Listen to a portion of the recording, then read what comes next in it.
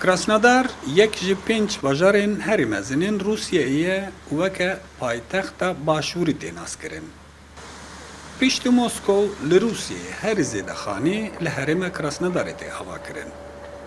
Yek ji mezintirîn kompanyayên avahîsaziya vê herêmê jî NVM Group hekû xwediyê wê jî Kurd e.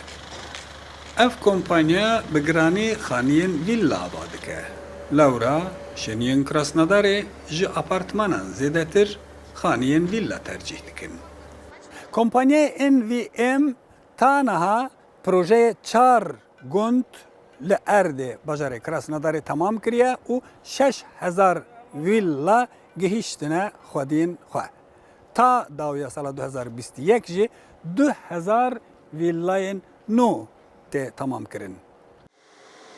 NVM Group koma kompanyayên malbata Nemoyevan e. Kompanya tenê 10 salek ketiye bazara avahîsaziyê. Li îro di asta tevayê Rûsyayê de tê naskirin. Xwediyê kompanyayê sir û raza serkeftebûnê bi ketkarî û bi disiplînê ve girê dide. Her xebat baş. Li xebatçi nebaş me. Çi cara te re bêjim wî tiştî ku gerî ku tu fêr radivî gerî esebe fikirî behsa xebata gerî tu îro çi bikî. Ku tu pêş te here. Yama ji em wî carayê dijîn çimku gele jalîba gela pêşdadirên ji yalê bavên ve gihîşte min. Navê kampanya xwe me kiriye navê bavê xwe şehra me xwe de. Heva 10 sala vî şixulê de me wela bêjim gelekî dixeftin. Gerî bixeftin. Gerî bixeftin ku bigêjî derecê gelekî baş. Wê derê. Malbata Nemoyevan ji ber Şerê Qerebaxê dawiya salên heşteyî ya sed sala bîstan ji Ermenistanê koçber bûne Komara Adigiyê.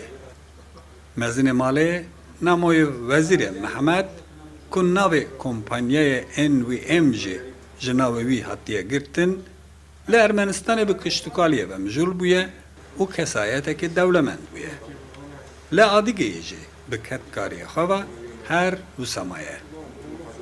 Îro peyrevên Wezîrê Mehmed bajar navbajêr de ava dikin û prensîpên serkeftebûnê li seranserê Rûsyayê pêşan didin. Vî gundî de ev gundê İzmirûn de heta 1300 îsane mala çêkiriye. Na jî walê de heta 85 xaniye sala kedine jî ez. Eva İzmirûnê got 2 sal e. 2 sal nîvetê çêkirine, 2 sal nîvetê çêkirine. Lê walê jî sala kedine hûne bin maşallah gidîte heta 85 xanê wê de walê de pisakine. Timurê Wezîr li gel karsaziyê xwe bi xêrxwaziya xwe ve jî bi nav û deng e. Dema ku lehiyê xaniyên gundê Pîtîgorskê wêran kir ku nêzî sed malbatên Kurd jî lê dijîn, beriya her kesî Temur xwe gihand hewara wan.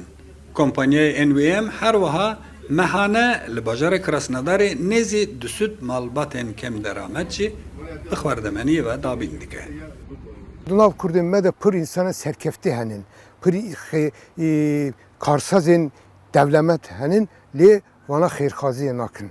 Lê Têmur hem devletiye, hem devlement e, hem serkeft ye, hem jî xêrxwaz e. Ez gazê dikim hemû Kurdên me devletmend bibin û xêrxwaz bibin. Timurê Wezîr li wan bajarokan ku bi xwe ava dike, li ser hêsaba xwe dibistan û baxça zarokan jî ava dike. Ji bilî wan, bi sponsoriya Temur li Krasnodarê Akademiyê Boksê jî hatiye vekirin û li 2 holên cuda bi sedan zarok û ciwan sûd jî werdigirin. Keç û kurên Kurd jî lê rahênanê dikin. Piraniya wan di asta cuda de bûna çempiyon jî. Kamişerdadî Rûdaw, Krasnodar, Başûrê Rûsya.